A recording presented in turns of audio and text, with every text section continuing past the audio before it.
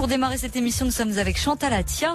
Bonsoir Chantal, bienvenue sur RTL. Bonsoir Isabelle. Alors vous êtes coach de vie. Tout à fait. Qu'est-ce que c'est coach de vie ? Mais c'est pour accompagner les gens dans dans des situations de leur vie où ils sont dans des périodes de changement, de crise. Et en fait, ça diffère d'une thérapie classique dans le sens où on s'occupe justement de la période charnière du changement. Alors, quelles sont les personnes qui viennent vous voir justement pour bénéficier de vos conseils ? C'est ouvert à toutes les personnes qui ont envie d'être accompagnées dans leur période de changement. Donc ça peut être aussi bien un changement professionnel qu'une séparation, qu'un deuil, tout changement. Vous travaillez avec des entreprises également ? Nous allons parler donc avec Chantal Attia des moyens que l'on peut se donner pour changer de vie. Vous avez écrit un livre d'ailleurs qui s'appelle Réaliser l'union, un processus de conscience aux éditions Le Souffle d'Or. C'est quoi en quelques mots le thème de ce livre ? C'est justement comment nos pensées influencent nos comportements et comment justement changer nos pensées pour arriver à des résultats différents. Et aussi un chapitre très important sur les émotions. Donc vous voyez qu'on parle de la même chose. Finalement, vous êtes tout à fait complémentaires. Oui, ce sont vraiment deux choses. Parce que tout simplement, nous sommes tous des êtres humains et l'être humain fonctionne sur des principes qui sont physiologiques et donc qui sont les mêmes pour tous les êtres humains. Donc on retrouve obligatoirement les mêmes principes dans l'hypnose, dans ce que je fais, parce que nous sommes des êtres humains, que nous fonctionnons physiologiquement de la même manière. Après, c'est à chaque personne de choisir l'approche qui va plus lui convenir, que ce soit l'hypnose, que ce soit un accompagnement tel que je le fais ou une autre approche. Mais les bases restent toujours les mêmes. Bien sûr. Chantal Attia, qui est en face de moi, a envie de participer à cette discussion. Alors allez-y Chantal, donc vous êtes coach de vie et vous entendez effectivement ce que dit le docteur Gomez. Donc comme je disais tout à l'heure, comme nous sommes des êtres humains, d'un point de vue universel, nous fonctionnons tous sur les mêmes principes, donc croyances, émotions.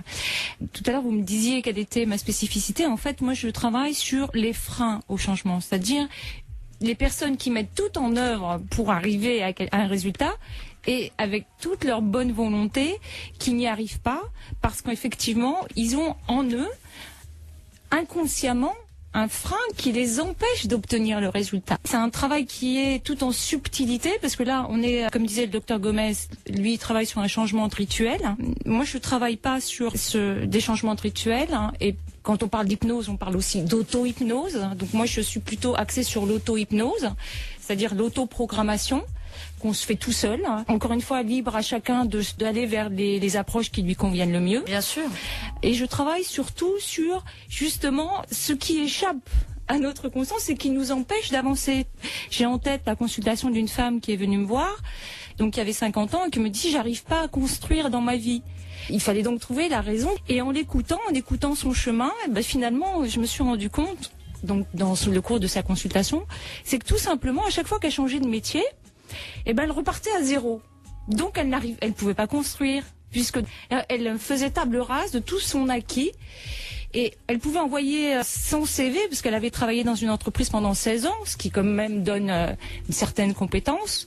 Elle pouvait envoyer 150 CV, ça ne pouvait pas fonctionner, parce que dans sa tête, elle repartait à zéro. C'est-à-dire, elle repartait à zéro ? En repartant à zéro, elle ne s'appuyait pas sur ses acquis, mais elle s'en rendait pas compte. D'accord. C'est ça l'avantage des consultations que je donne, c'est justement de faire ramener à la conscience ce dont on se rend pas compte et qui nous empêche d'avancer. C'était dans son système de pensée.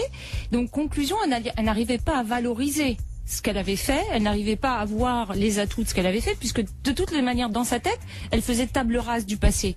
Donc quand elle envoyait ses CV, elle ne pouvait pas avoir un bon résultat, puisqu'elle faisait table rase du passé sans s'appuyer sur ses acquis. C'était inconscient, parce qu'elle voulait absolument, elle adorait le métier qu'elle avait fait pendant 16 ans. En discutant avec elle, je voyais bien qu'elle avait acquis des compétences importantes, d'organisation, de responsabilité, mais comme dans sa tête, elle repartait sans s'en rendre compte, sans le savoir, sinon elle serait pas venue me voir. Comme elle repartait à zéro, donc d'une certaine manière, elle se dévalorisait.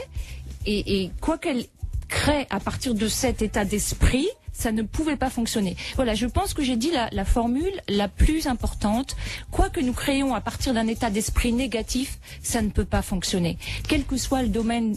Et on peut avoir un état d'esprit négatif sans même s'en apercevoir, en ayant l'impression d'être très positif. C'est le cas de la plupart des gens qui envoient plein de CV et qui se pensent très positifs parce qu'ils ne se rendent pas compte qu'en fait, ils sont dans un état d'esprit qui n'est pas positif en fait. Chantal Atia, vous êtes coach de vie. Vous avez écrit un livre qui s'appelle Réaliser l'union aux éditions Le Souffle d'Or.